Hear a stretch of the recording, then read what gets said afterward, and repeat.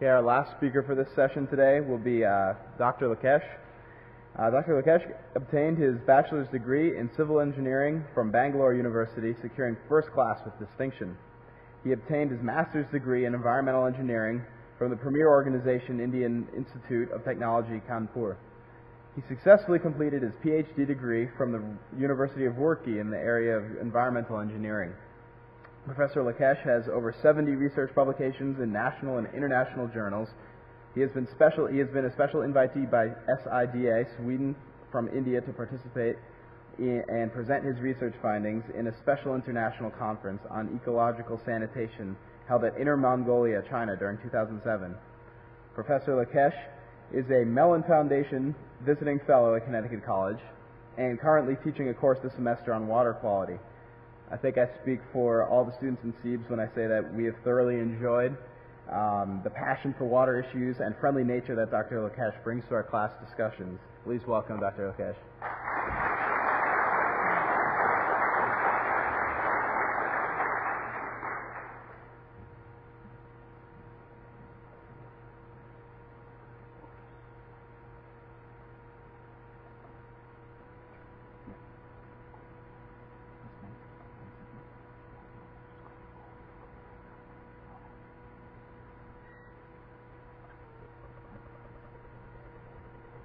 Yeah, good afternoon, everybody. At the outset, I must thank the organizers for two reasons. One, for giving me an opportunity to come and present this talk. Second reason being for giving this national conference an international dimension. Thanks, Professor Doug and his colleagues.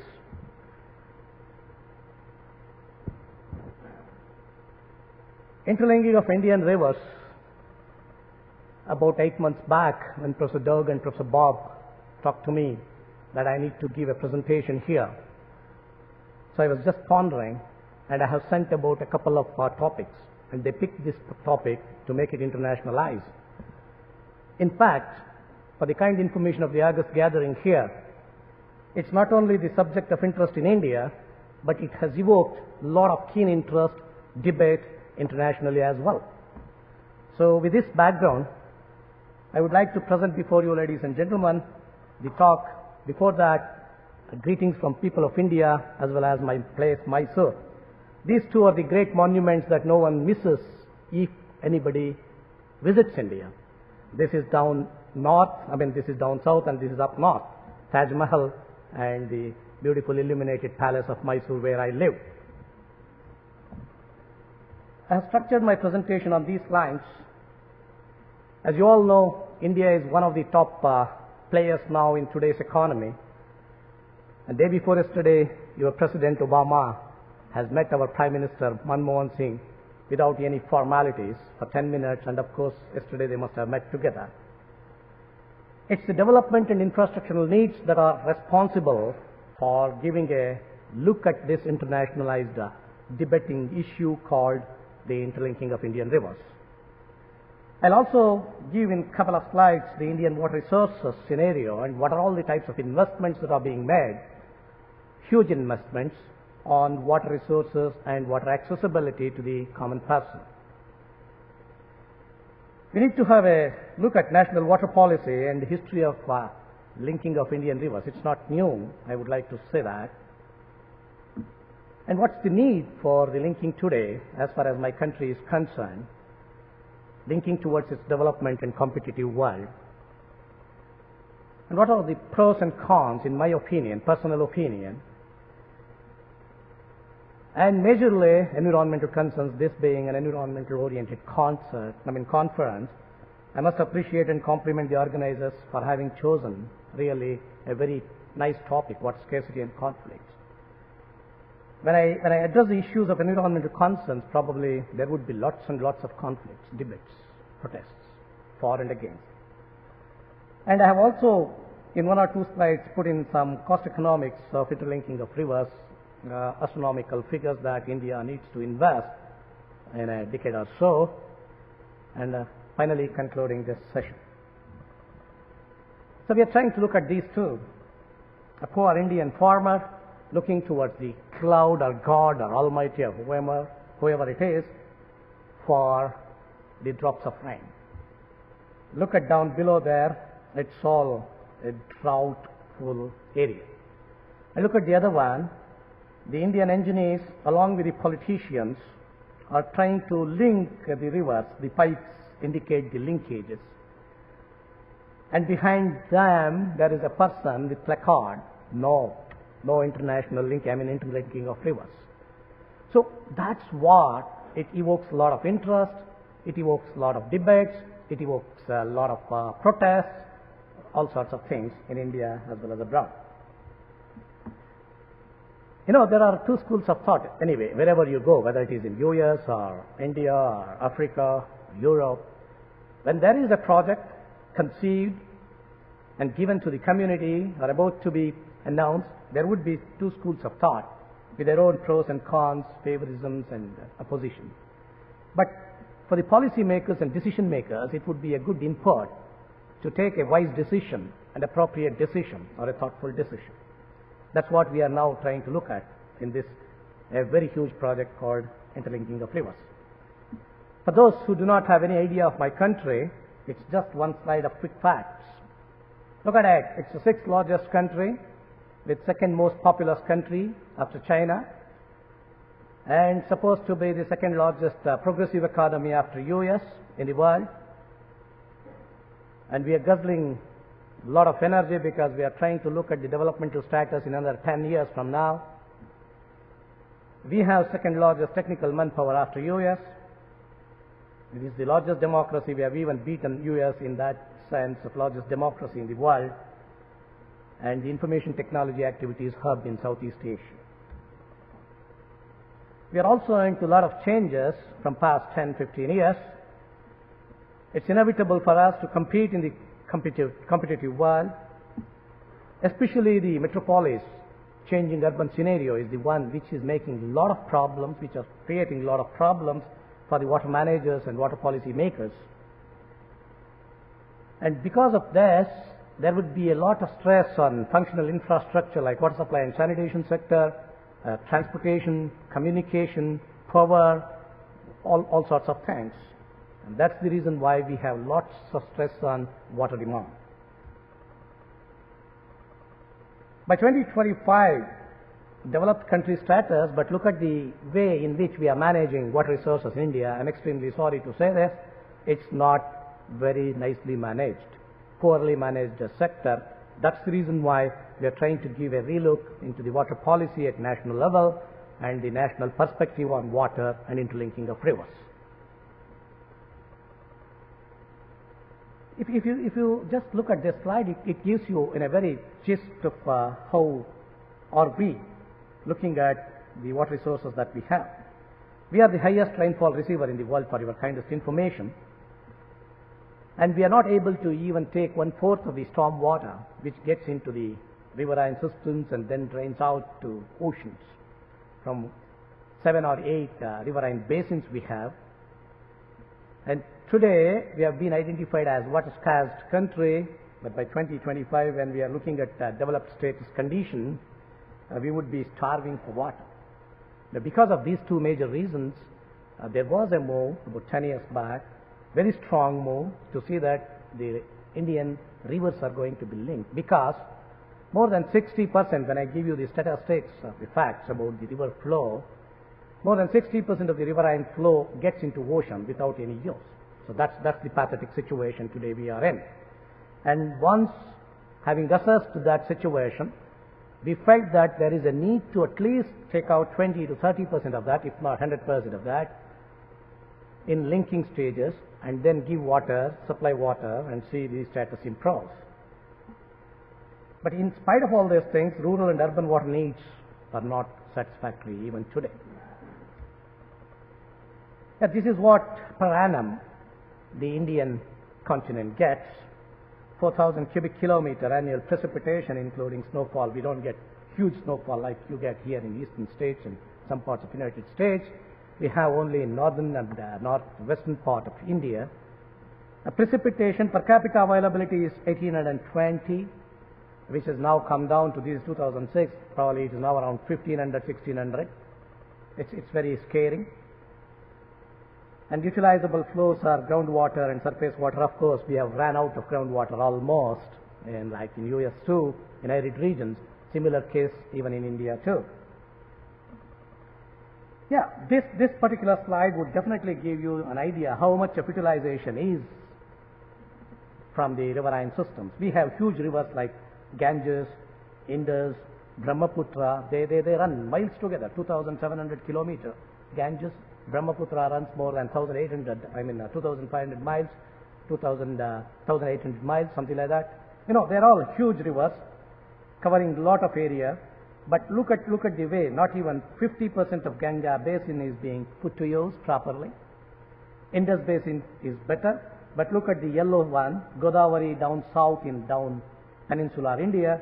It's very good. That's the way we have almost 70% of the utilization. But all other riverine systems, it's bad. Totally, we are not even 40% utilizable capacity we have developed, or we are using that one.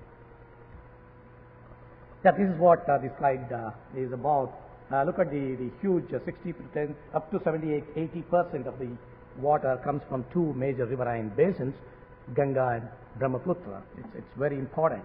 So that's where people are looking at tapping the rivers from the north to the peninsula, Deccan Plateau in the south.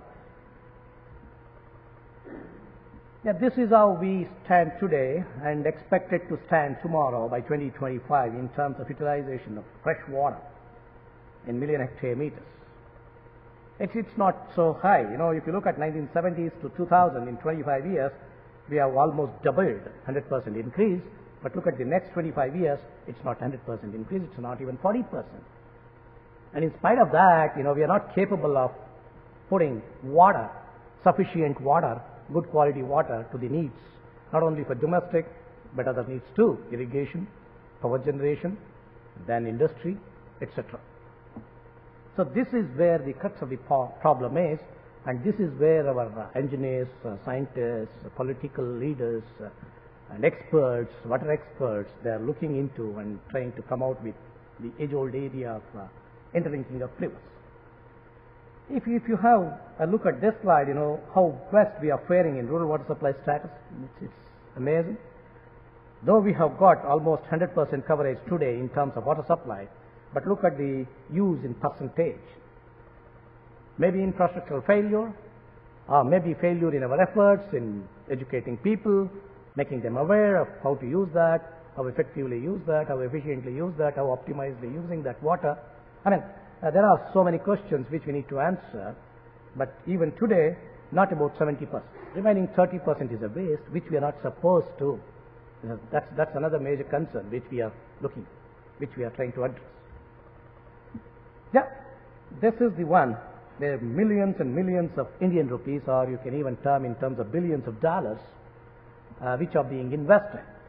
Look at it, in about 50 years of time, the time when we got our independence, 1940s, 1947 to 2007, almost 50, 60 years, look at the improvement and investments that are being put on to water supply and sanitation sector alone. I'm not talking or touching any other areas. So that much of pressure is there on the political system, whoever comes at federal level or even at the state government level, that it's impossible task for them to find money to invest such huge investments. It calls for, because of, I don't say mismanagement, improper management of water resources that we have at our disposal today. Yeah, this is where we stand. Water scarce 500 to 1000. We are almost in between water stress 1000 to 1500 cubic meter, and it's going to be between 500 and 1000 by 2025, which needs to be jacked up to a level of at least 2000 cubic meter. That's what we are envisaging in the interlinking of river projects. If you look at National River Policy, which was promulgated in 1987, and they had revisited in 2002, and it is still being drafted again in 2008, because of this impact of interlinking of Indian rivers, they are looking at and they are trying to, revise and relook all of important things. What it says is the control on the exploitation. It's on the paper, but exploitation is going on without any checks. That's the very crux of the problem. We say that it's a policy, all the governments at state level, central government or federal or government, what you call here, should implement in true spirits, but it's not happening. So that's why we are getting into starved and scarce condition, it seems. Not only that, it also takes into account the water quality. Water quality. Any foreigner who visits India, he will have a bottle. That's the major problem, because they're not assured of good quality of water through our taps. And here our Connecticut College students and faculty and staff, community, they are against bottled water. It's good. But look at that, that's the situation. In spite of the policy making it very clear in 1974 itself, the act is supposed to be followed, quality is supposed to be followed, good water quality must be supplied. I think it's at a reasonably questionable status. And we have the famous and the very, very important Protection Act, Environment Protection Act, where anybody under this act can be sued anywhere in the country, even abroad, if anything happens to any component of environment. It's such a strong law that we have. Probably Western countries also have appreciated that law, which is very, very strong in terms of conservation activities to be implemented effectively. In spite of it, it's very difficult. But unfortunately, even in 2002, this national water policy did not talk of interlinking of rivers. I do not know, it's all political arenas issue, but still, there was no mention. But as an alternative, they created national perspective plan where they have made it very clear that interlinking of rivers is a must, the need of the hour. Yeah, this is the history which I would like you to go back to 1960s. That's when I was born, 1960 August. It was just then conceived by one of the very old persons who was the minister then in the ministry at the central government, Mr. K.L. Rao. He projected or he formulated this particular project, and everybody started laughing at him, because in India the problem is water is still a state subject. I do find here even in US too. But federal here has got a clout in saying its final decision, I believe, whereas in India it's very unfortunate. Between my state and Tamil Nadu, adjacent state, we have been fighting for Kaggere river from past 30-40 years. But we have a tribunal, Supreme Court has given the verdict, but in spite of it, states have got their own, rights or capacity or powers to fight till the issue is going to be solved. That's the problem again, which says the interlinking of project will also have some internal built problems here with respect to that. After that, Rao's proposition, Captain Dastur, who was an expert in water resources, he also came out in 1972, almost 12 years after, with a good proposition of Garland Canal and North Indian canals. That was also not taken very seriously by the then political leadership, it seems. And in 1982, there was a National Water Development Agency by one of the governments, and which was supposed to look into the feasibility survey of the interlinking of rivers. That's when it started triggering the public responses, the private responses, the political responses, the political issues, the personal responses, you call it by any name. It started coming up slowly. And in late 90s, when Mr. Vajpayee was the Prime Minister, I do remember because we have attended one of the meetings at Delhi, he formulated a Water Resources Government of India, a task force with one of the dynamic personalities as its chairperson from Maharashtra, Mr. Suresh Prabhu. If you go to the Ministry of Water Resources website, you find all sorts of chronological developments as far as this interlinking of Indian rivers are concerned. So that task force was really given a very, very huge task, Herculean task in my opinion, to break through and come out with possible and feasible feasibility reports. They did, as long as they were in power. Once they were out of power, back to square one, that's what is the situation today. In my opinion, why should we go in for, personal opinion, why should we go in for interlinking of rivers? We contribute around 3% of Earth's area, but supports more than 16% of population. And if you go down to the last sentence, an Indian gets only 1/6 of land and 1/4 of water compared to the world's average. Though we have got full resources, we are comparing ourselves to others where we stand nowhere, in spite of such a big country with thickly populated places. We also understand that, it's a huge country as far as our area is concerned. We do have large spatio-temporal variations in rainfall, of course. Some districts in the country will not have rainfall for years together. For example, my own state, Karnataka, about 10 years back, it didn't have good rains in northern Karnataka for continuously 4 seasons, 4 years. Can you believe it? And then one of the chief ministers who was educated here in Cambridge, Mr. S.M. Krishna, he studied in Cambridge here in Connecticut, I think in Massachusetts, yeah. He was the chief minister, and he was ousted out of powers because he was helpless. He could not go to God and ask him to give rains, you see. So continuous 4 years, such a prospective state did not receive rains, Such variations are there across the country, and to take care of those variations where water will not be there, where water excess water comes, interlinking of rivers is the need.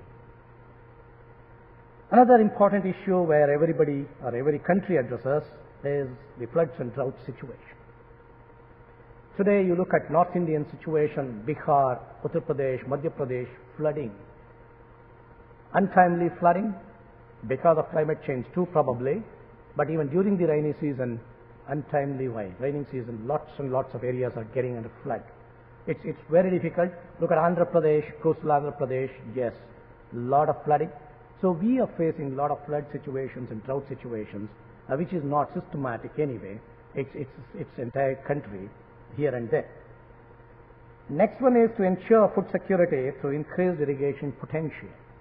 Because of the metropolitan development, urbanization, industrialization on one side, the land under irrigation, cultivable land is getting reduced in and around the periphery.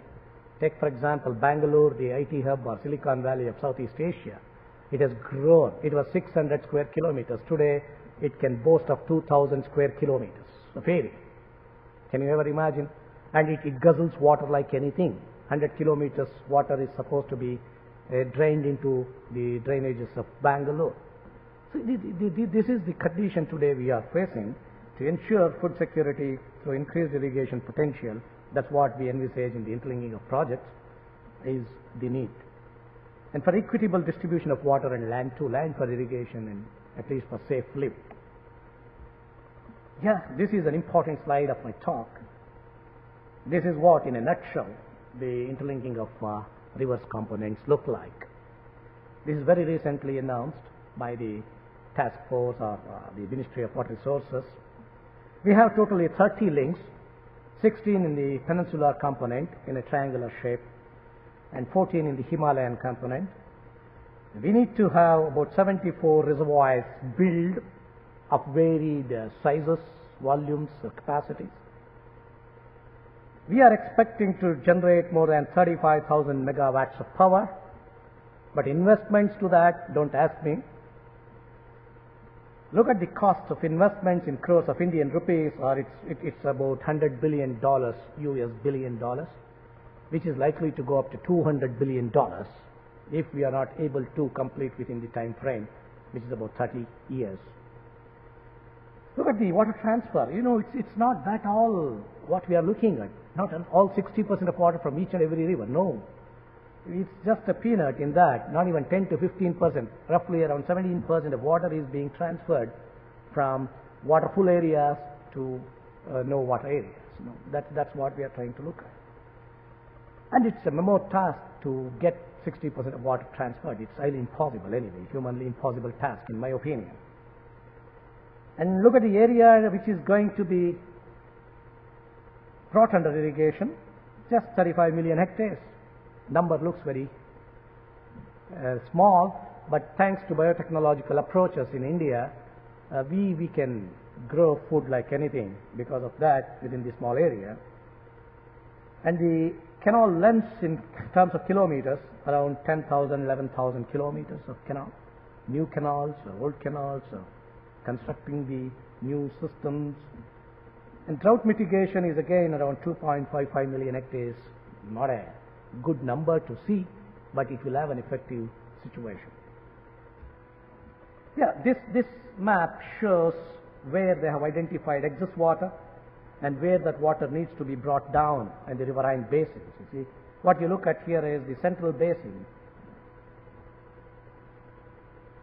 This is the basin, or the Deccan Plateau and the coastal areas here in the eastern part of India needs to be very urgently the water, whereas this area in the northeast Assam, Brahmaputra goes there, and here also some of the places where Narmada flows here, they have the excess water, plus this area, the Ganga and Yamuna basin, which has got very, very excess water, which can be linked to the downstream here and then brought to the areas where there are not much of, where there are much problems.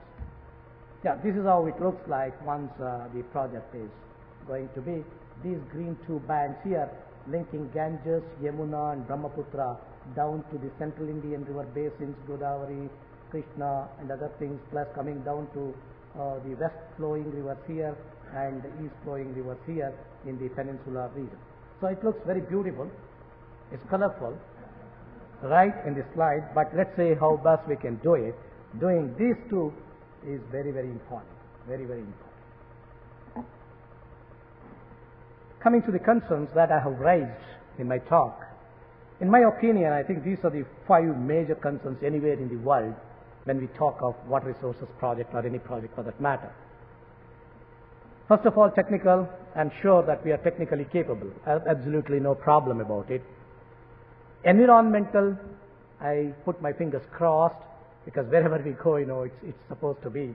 Though we can boast of strong non-governmental organizations or environmentalist groups, and on the other side, those who are supposing development not at the cost of environment.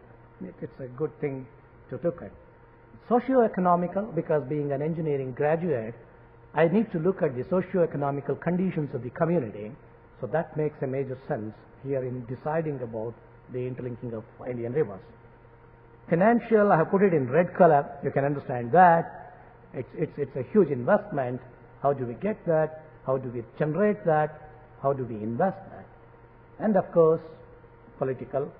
I'm not a politician anyway, but political issue is an issue. Politics plays a very important role, key role, whether to say yes for this, no for this.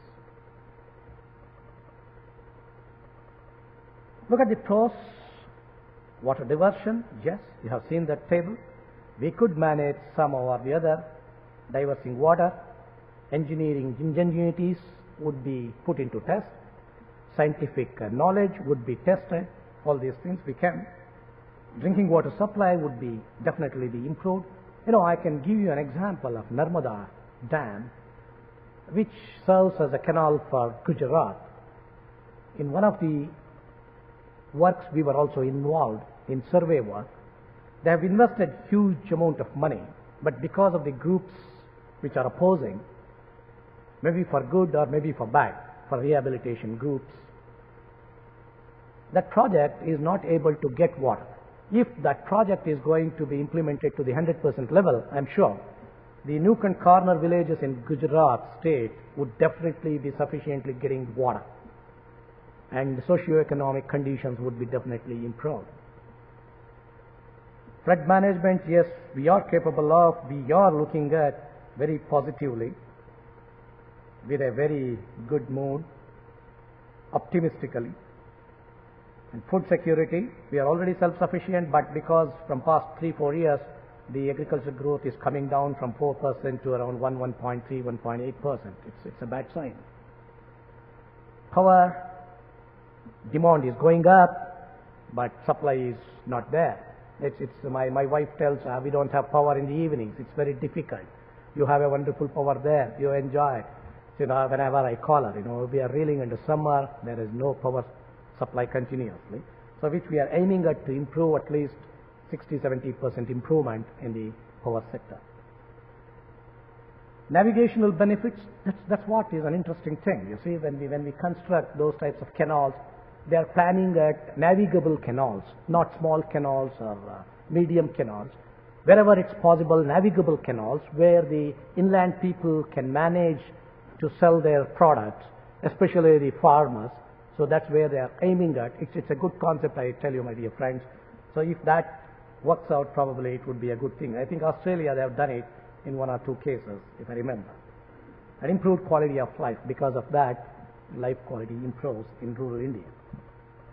Consequences. It's very rosy to have those types of things as pros. Look at the consequences that we may need to face. Land requirement and acquisition. India is a complex country, as you all know. We are highly diverse. We have thousands of political parties. We have thousands of interests in each and everybody's personality. So it's very important to get the land, acquire it within the time frame, and then implement this. That's where the consequence lies. And constructing and maintaining new dams, and some of the earlier speakers, one of the speakers was mentioning that operation and maintenance is a big question which we need to look at.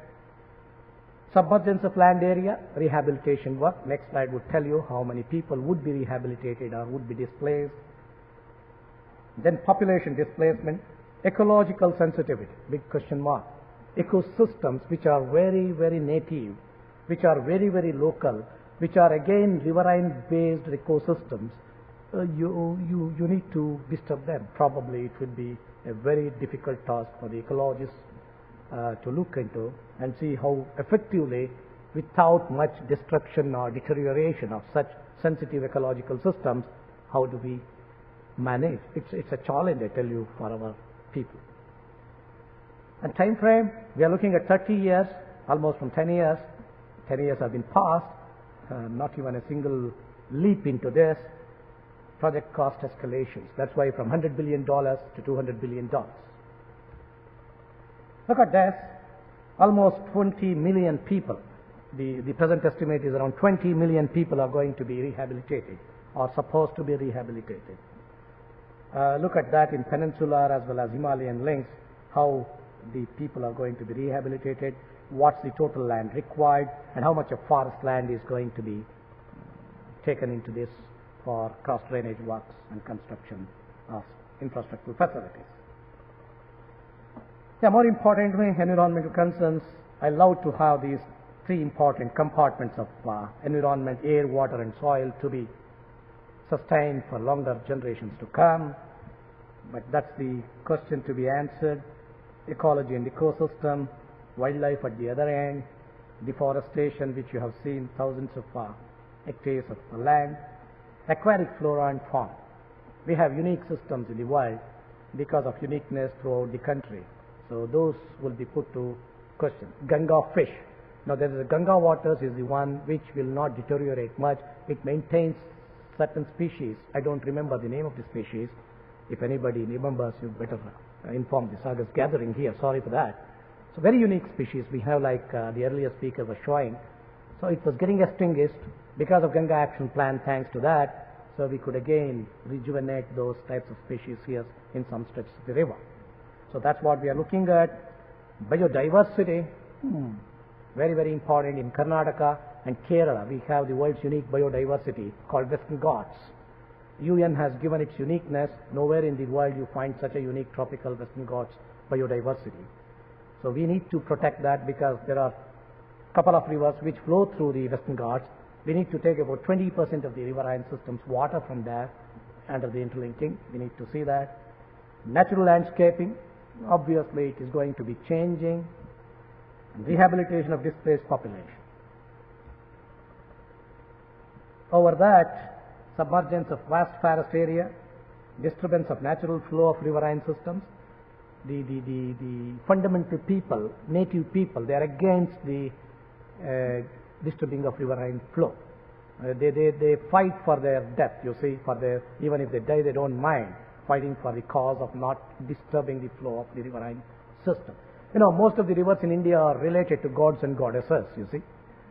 During my PhD work, when I was doing that about 14, 15 years back under Ganga Action Plan's project, that's what people used to say. The riverine system which I was working on, it was called Hindan River, which is a tributary to river Yamuna, which downloads a lot of industrial and agricultural pollution load near Delhi. People used to say, this is Brahma ka putri, the daughter of Lord Brahma, who is the creator. We don't want to go out of this particular river. Don't touch that river. That was the situation. See, it's very important to see that how we are going to overcome when we talk in terms of interlinking of rivers. Then toxic, and this is a very important issue, the mass transfer of pollution load from one riverine system to the other, or from one place to the other. Political issues, conflicts. We have already got into certain conflicts between the states, inter and intra-states also. We need to have international conflicts. We need to go for coordination for that. We need to engage in appraisal of political parties, not one, many of them, who can put their stake or claim. Transparency, of course, we are more or less transparent in these aspects. 90% I can say, not 100%, but it should be 100% transparent. In long-term perspectives, not as clear, as rosy as we think today. It has to be made very clear. And we have these neighboring states, countries, 7 or 8 of them, which we need to engage them in a very positive manner. Look at this cost, 100 billion, expected to go up to $200 billion, almost double. O&M costs are the ones which we have to think about as engineering persons and scientists and who are working.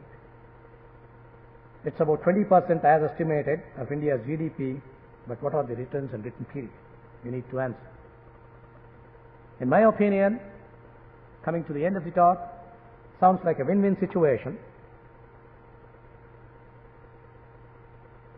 Upgradation of ecology because of minimum riverine flow is maintained even in the dry flow systems.